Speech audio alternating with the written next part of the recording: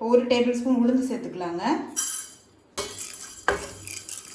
இப்போ உளுந்து கலர் பாருங்கள் லேசாக மாறிடுது, ரொம்ப மாறக்கூடாது. இப்போ இது கொஞ்சம் நேரம் ஆறின பிறகு நம்ம மிக்சியில் அரைச்சிக்கலாங்க. இப்போ உளுந்து நல்லா ஆறிடுச்சு.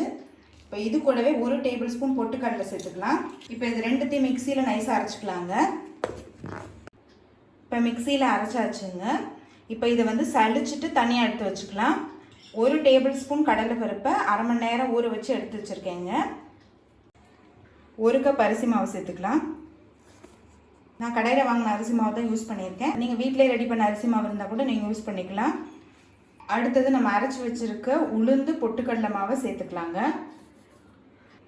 1/4 டீஸ்பூன் மிளகாய்த்தூள், கொஞ்சம் கருவேப்பிலை, கொஞ்சம் பெருங்காயம்,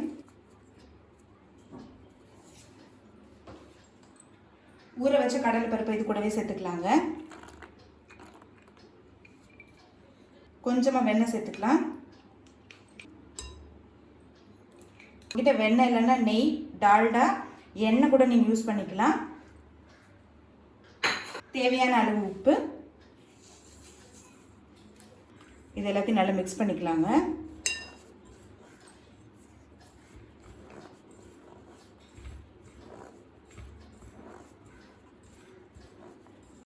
இப்போ இது நல்லா மிக்ஸ் பண்ணியாச்சுங்க. இது கூடவே கொஞ்சமாக தண்ணி சேர்த்துக்கலாம். நான் ஒரு 1/4 கப் தண்ணி சேர்க்குறேங்க.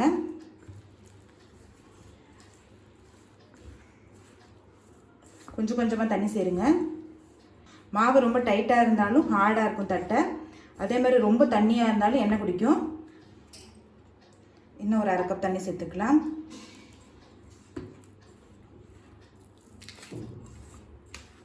இப்போ இன்னும் ஒரு 1/4 கப் தண்ணி சேர்த்துக்கலாம். நம்ம அழுத்தும் போது மாவு உடையக்கூடாதுங்க, இன்னும் கொஞ்சம் தண்ணி சேர்க்கணும்.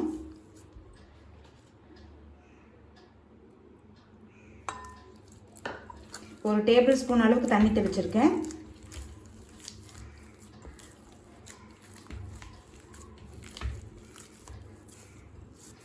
இப்போ பாருங்கள் மாவு நல்லா சாஃப்டாகிடுச்சு.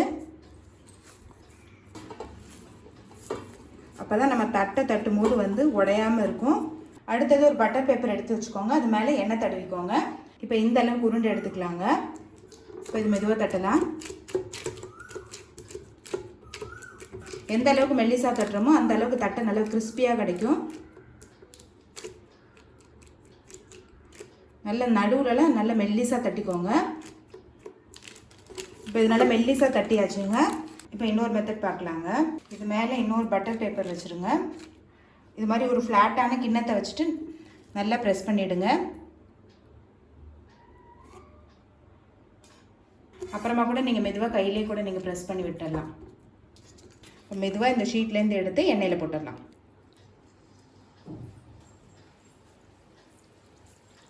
நான் கொஞ்சம் பெருசாக போட்டிருக்கேங்க, நீங்கள் விருப்பப்பட்டீங்கன்னா கொஞ்சம் சின்னதாக கூட போட்டுக்கலாம்.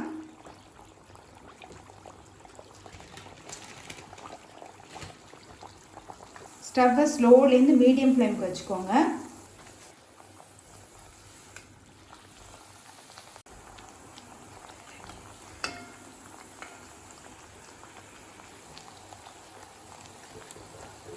இப்போ நான் ஃபஸ்ட்டு போட்ட தட்டை நல்லா வெந்துருச்சுங்க, அதை எடுத்துடலாம்.